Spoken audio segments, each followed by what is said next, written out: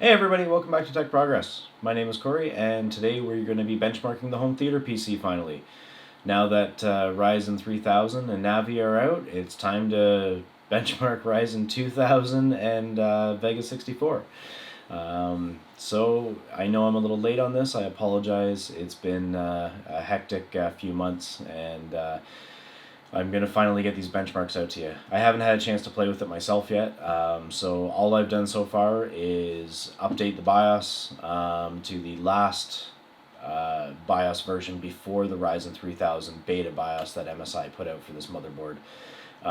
There's a whole nother issue around that we'll look at in another video, but so we have the latest BIOS, latest Vega drivers, the Radeon Adrenalin drivers, and the latest drivers for the CPU, Windows version 1903. Basically, we're giving ourselves the best chance we can get in 2019 in July to overclock this computer. And I'm not expecting a whole lot out of the Wraithspire cooler. I did plan on kind of doing like a live overclocking, but I don't think that's going to work out so well, so I think I'm just going to kind of keep it short. I'm going to figure out the settings, and then I'll walk you through them once I figure them out. So, and then we'll take a look at some benchmarks, then we'll take a look at some games. I'll put those up, and you can see how well this hardware configuration does. If you don't remember or you haven't seen the home theater PC build video, basically we have a Ryzen 2600X on a MSI Gaming Pro Carbon AC motherboard. We have a Vega 64 reference card from XFX, a 16 gigabyte kit of G-Skills Ripjaws 5, 3000 megahertz RAM, a 750 watt Corsair power supply, all in a Fractal Design Meshify C case for good airflow. So all these parts have been purchased with my own money by myself. I never taken a handout from anybody. So basically this is my home theater PC that I wanted to build and I want to use for the next couple of years. Yeah, I want to see how well it does just as much as you guys do. So I'm going to get in, start digging in and doing some benchmarks. I'm going to start by overclocking the CPU and see how far we go there. Then we'll move on to the Vega, and then we'll get into some benchmarks. So yeah, I'm going to get to it. Okay, so I've been messing with this CPU overclock for over an hour now, and what I'm noticing is when I increase the multiplier anything over 40, even when this CPU temperature hits over 80 degrees, I end up crashing. So trying to run Prime 95, I'm getting anywhere from 30 seconds to 3-minute runs, and then it just hard resets. I have to hold down the power button, manually reset the computer, shut off the power supply, turn it back on. So I have tried to lower down the voltage as much as I can. I've lowered down the voltage to 1.3 volts, which actually is working really well now that I have the multiplier at 40. 40.25 with the same settings. It was locking up after 3 minutes when the CPU temperature was around 80 degrees. Now I'm sitting at 91 degrees on the CPU temperature, which is a lot. It's a lot higher temperature, but it is running a lot more stable with the 40 times multiplier as opposed to the 40.25. 41 was just, I couldn't do it. I don't know if it's the silicon or if it's just Ryzen 2600X on its own. I don't know if anybody's able to do it. I haven't done a whole lot of research into it. But what I'm seeing myself is that I'm sitting around 90 degrees on the Wraithspire cooler, 4 gigahertz even on the overclock, 1.3 on the core voltage, SoC voltage. I have it set for 1.15. It looks like it's reading out about 1.13 here. It bounces around a little bit. Yeah, so basically the max overclock I can get is 4 gigahertz at 90 degrees Celsius 1.3 volts on the CPU core. I could maybe try and take the voltage down a little bit more, but this is running Prime 95. This isn't gaming, which is what the system is going to be made for. Gaming, it's going to be running a lot cooler. I'm stressing it right now, but I started this Prime 95 run that I'm on right now 13 minutes ago, and I haven't had a crash, so I'm going to consider this stable.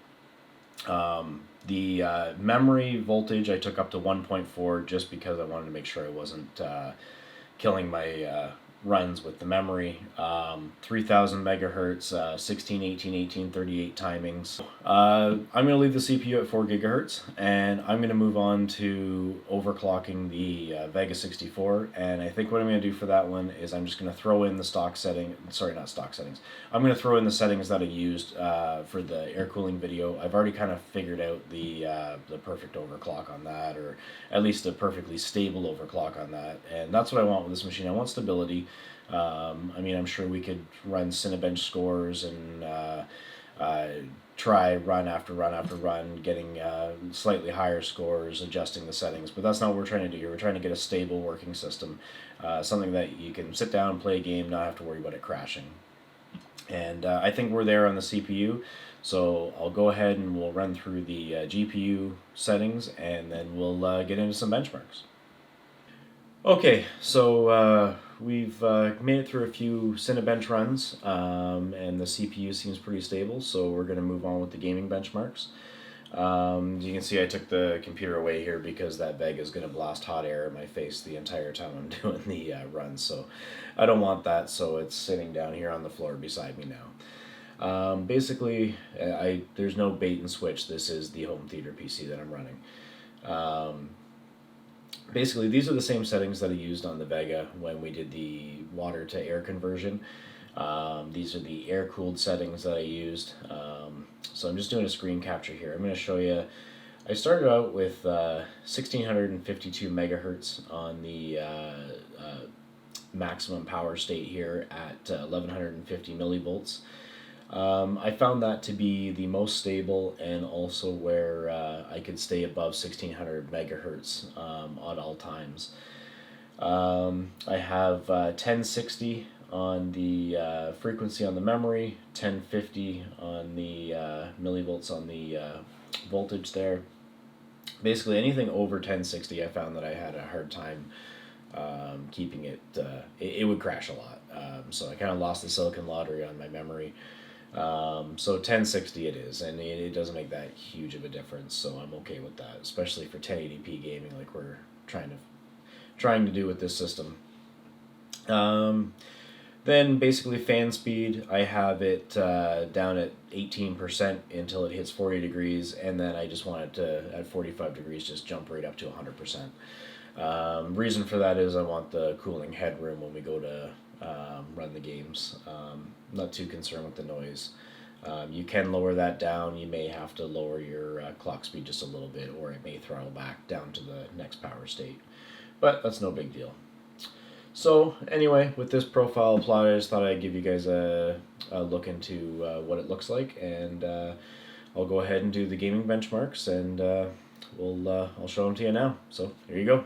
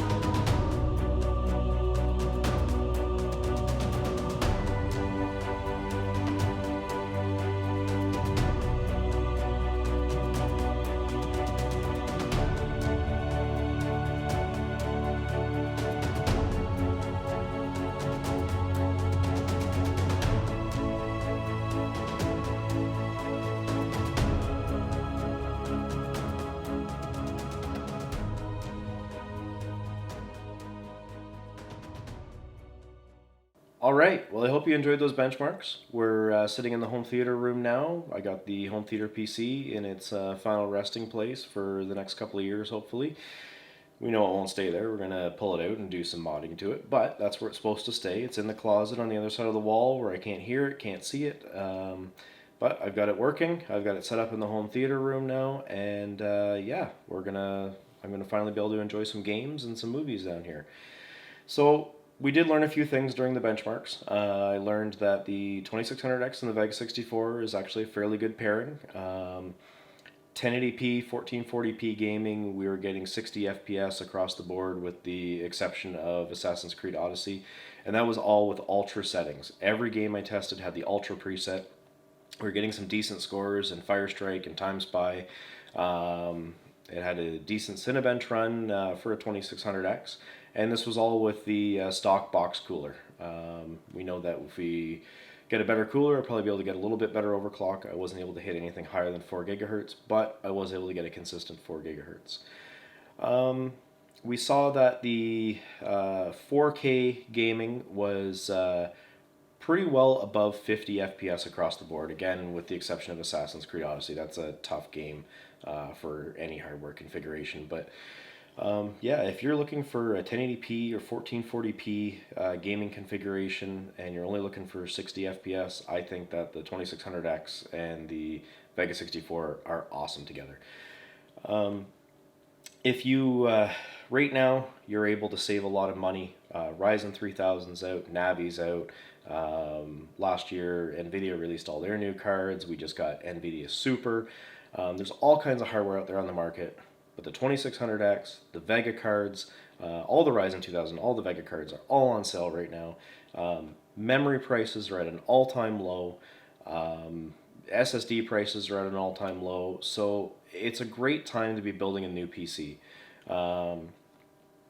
And this older last-gen hardware is awesome. If you're, like I say, if you're looking for 60 FPS at 1440p, this is a great hardware config.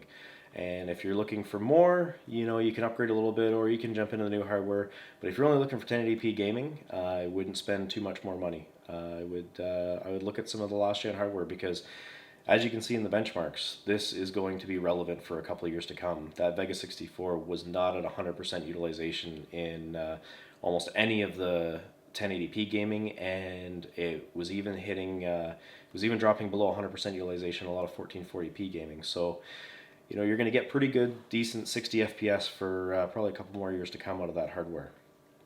So yeah, that's about it. Hope you enjoyed the video. If you are building a new PC and you want to help with the channel a little bit, all the hardware that I used is linked in the description below. Use the Amazon links down there and I'll get a small kickback from them, and it'll help me buy some new hardware and some new gadgets for the channel so I can make some more content for you. If you enjoy my videos and you want to see more, please consider subscribing. Ring the bell icon so you get notified when I put a new video up. I'm going to really try for one video every week. Maybe not as in-depth as this one, but I want to get some good content out to you. And I want to be able to grow the channel. So if you have any suggestions or comments for me, please put them in the comments below, and I'd love to talk to you and see what you guys want on this channel. And yeah, please, if you like the video, give it a thumbs up. If you haven't seen the home theater PC build video or the Vega water cooling video, check those out. I'll link them in the description as well. And yeah, I'm gonna hopefully enjoy some games now, and I'll see you guys in the next video. Take care.